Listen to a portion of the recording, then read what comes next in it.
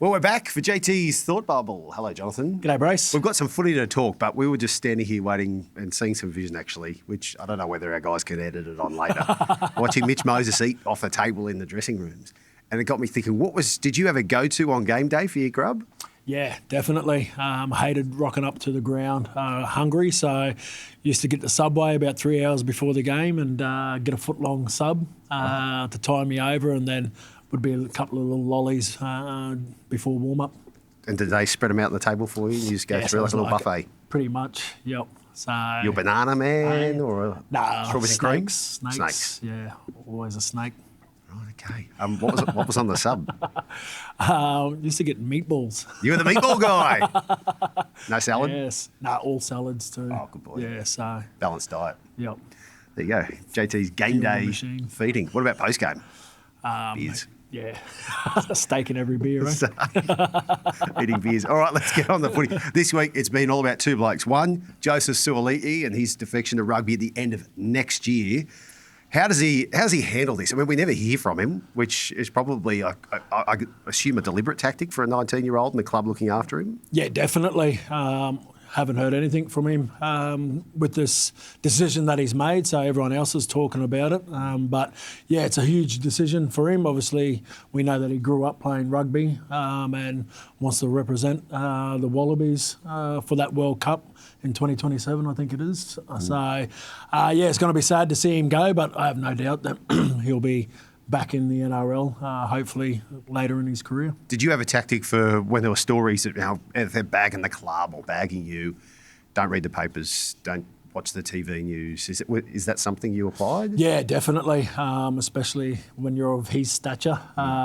He's front and back page news when he makes a decision like that and plays the way that he plays. So, yeah, I would never listen to the news, never read the paper, stayed off social media as well. So, yeah, don't want that stuff creeping into your head because then, I don't know, just it has a way of bringing you down.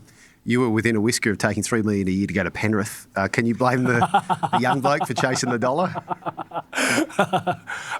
No, I can't. But, everyone has their own motivation. So, obviously he's getting paid quite handsomely by Rugby Australia and, no one knows if he's done it for money or wanting to win a World Cup.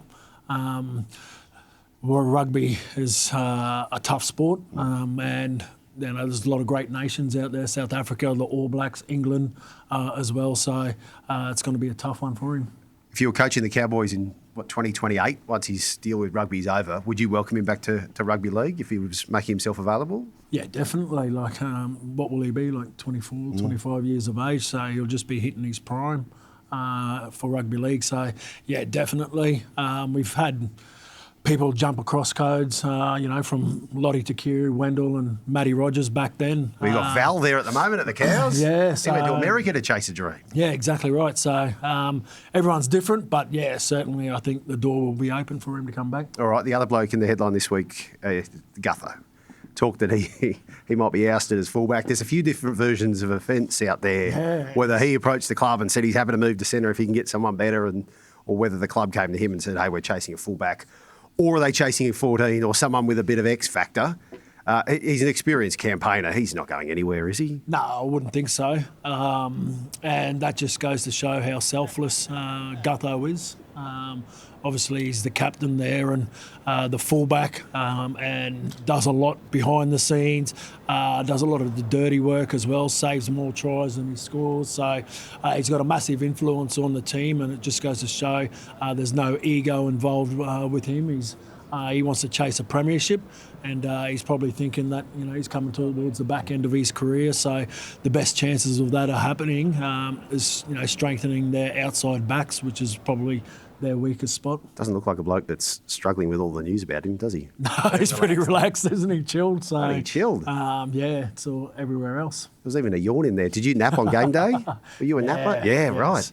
Yeah, especially night games, 8 o'clock kickoff. So stay up late, wake up early, and have like a 2.5 hour sleep after lunch. Helps kill the time too. It's a long day. So yeah, especially Origin, Yes. Naps and footlongs.